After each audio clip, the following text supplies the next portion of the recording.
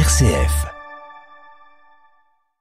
Bonsoir à toutes et à tous. Pour cet invité du jour, nous avons le plaisir d'accueillir Aude Mirkovic, qui est juriste, maître de conférences en droit privé et directrice juridique de l'association Juristes pour l'enfance. Bonsoir Aude.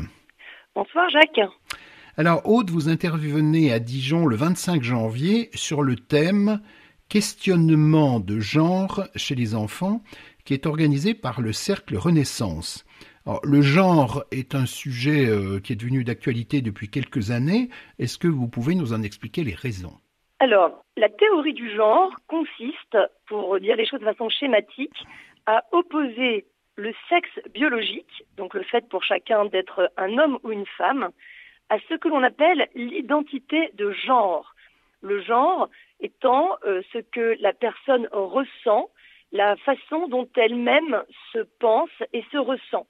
Et donc, dans cette perspective, chacun peut s'autodéterminer, c'est-à-dire autodéterminer son identité de genre, dire s'il est un homme, une femme, ou tantôt l'un, tantôt l'autre, voire même ni l'un ni l'autre, quel que soit le sexe biologique qui est le sien. Et alors, en quoi cela concerne les enfants ? Nous constatons qu'il y a aujourd'hui de plus en plus d'enfants et d'adolescents qui ont des difficultés avec leur identité sexuée.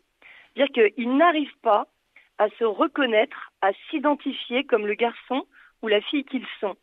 Et ils cherchent à résoudre ce mal-être profond, en s'identifiant d'un autre sexe. Et ils demandent par conséquent aux autres, de les considérer dans ce sexe dans lequel eux-mêmes se ressentent. Donc par exemple, on aura Benoît qui va demander à ce qu'on l'appelle Diane et à ce qu'on le considère comme une fille, qu'on le traite comme tel. Et ça, c'est ce qu'on appelle une transition sociale. Alors, quand vous dites il demande aux autres de les considérer autrement, qui sont les autres ? Alors, s'agissant d'enfants, ça ne peut être que les parents. S'agit d'adolescents, ça peut être les copains, les professeurs, je ne sais pas, des médecins. Alors, la question se pose quand elle sort du cercle de famille et du cercle des copains, justement. Parce que si dans une bande d'amis, un enfant se fait appeler par un autre prénom et identifié dans l'autre sexe, ça relève du jeu, du tâtonnement, de leur âge. Bon, il n'y a pas vraiment encore de quoi en parler. En revanche, ce qui est demandé dans cette transition sociale, c'est que la société entérine ce désir, cette volonté d'être de l'autre sexe. Et alors, pour les enfants et l'adolescent, sont concernés en premier lieu les établissements scolaires.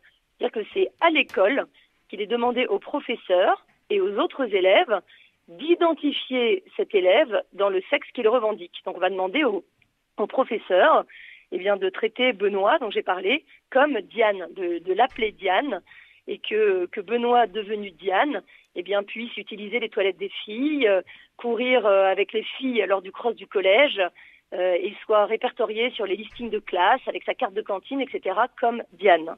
Alors, dans ce que vous appelez, vous avez cité 2 fois cette transition sociale, donc ce sont des directives, des orientations de l'éducation nationale, c'est bien ça ? Oui, tout à fait. Alors, il y a de façon diffuse dans la société, de façon globale, quand même une injonction en faveur de la reconnaissance par les tiers de l'identité de genre autoproclamée de la personne. Mais s'agissant précisément des enfants et des adolescents, il y a une directive claire de l'éducation nationale. C'est une circulaire du 29 septembre 2021 qui donne la consigne aux établissements scolaires de mettre en place à l'école cette transition sociale lorsqu'elle est demandée par des élèves. Donc qu'ils soient désignés par le prénom qu'ils réclament et qu'ils soient identifiés dans le sexe dans lequel eux-mêmes s'identifient. Et la circulaire précise que cette transition peut être mise en œuvre, mais avec l'accord des parents. Alors, vous m'avez dit dans la préparation qu'après la transition sociale, il y avait parfois la question de la transition médicale. Oui, en effet. La transition médicale consiste à solliciter la médecine pour essayer d'atténuer les caractéristiques physiques du sexe qui est rejeté et tenter d'acquérir, autant que faire se peut, l'apparence du sexe revendiqué. Donc chez les enfants, de quoi est-ce qu'il s'agit ? D'abord, on peut leur prescrire des bloqueurs de puberté qui, comme leur nom l'indique, vont empêcher la puberté de se faire. Et puis ensuite, on va leur donner ce qu'on appelle les hormones croisées, c'est-à-dire les hormones de l'autre sexe. Donc concrètement, les filles sont mises sous testostérone et les garçons sous oestrogène pour essayer de développer une apparence du sexe qu'ils revendiquent. Alors, ce sujet du questionnement du genre est en plein développement, m'avez-vous dit, c'est un phénomène en grande croissance. Oui, le phénomène a explosé, notamment chez les enfants. En France, on a commencé à avoir les premières consultations hospitalières pour dysphorie de genre chez les enfants en 2013. À l'époque, on avait pratiquement que des garçons, des petits garçons prépubères, donc de primaire. Et depuis, le phénomène a explosé chez les jeunes. Et aujourd'hui, on a dans une grosse majorité des adolescents et des adolescentes. Donc, ce sont les filles adolescentes qui sont les plus concernées par ces difficultés avec leur identité sexuée. Quels sont les enseignements en provenance de l'étranger, notamment des pays du Nord, qui sont souvent plus en avance que nous sur ce type de sujet ? Alors, en effet, les pays du nord de l'Europe et les pays anglo-saxons pratiquent les transitions de genre chez les enfants, que ce soit les transitions sociales ou médicales depuis bien plus longtemps que nous, ce qui nous permet de bénéficier de leur expérience.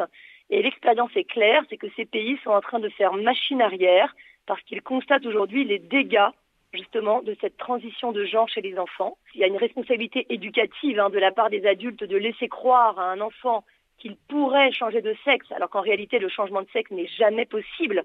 On ne peut que agir sur l'apparence, mais pas sur l'être profond de la personne. Et surtout de laisser les enfants s'engager dans un processus qui va impacter toute leur vie, qui va impacter leur fécondité, leur sexualité future, autant d'éléments dont ils n'ont aucune idée et ils sont bien incapables de s'engager en connaissance de cause. Et d'ailleurs, le témoignage tragique des détransitionneurs, ce sont des jeunes adultes qui aujourd'hui regrettent cette transition qu'ils ont demandée, et là pour nous éclairer. Donc les pays en avant, si je puis dire, sont en train de faire machine arrière. Et par exemple, le Royaume-Uni, l'année dernière, c'est le NHS britannique, National Health Service, donc l'autorité de santé qui a opéré un virage à 180 degrés pour adopter des recommandations qui demandent d'arrêter les transitions médicales chez les enfants et adolescents. Et en décembre 2023, c'est le ministère de l'Éducation qui a donné comme recommandation d'arrêter les transitions sociales à l'école. Donc une consigne exactement inverse de celle qui est donnée en France. Eh bien, Aude, nous vous remercions et nous vous retrouverons le 25 janvier à 20h au Centre catholique de l'Université de Bourgogne, donc une conférence organisée par le Cercle Renaissance. Merci à vous. Merci à vous, Jacques.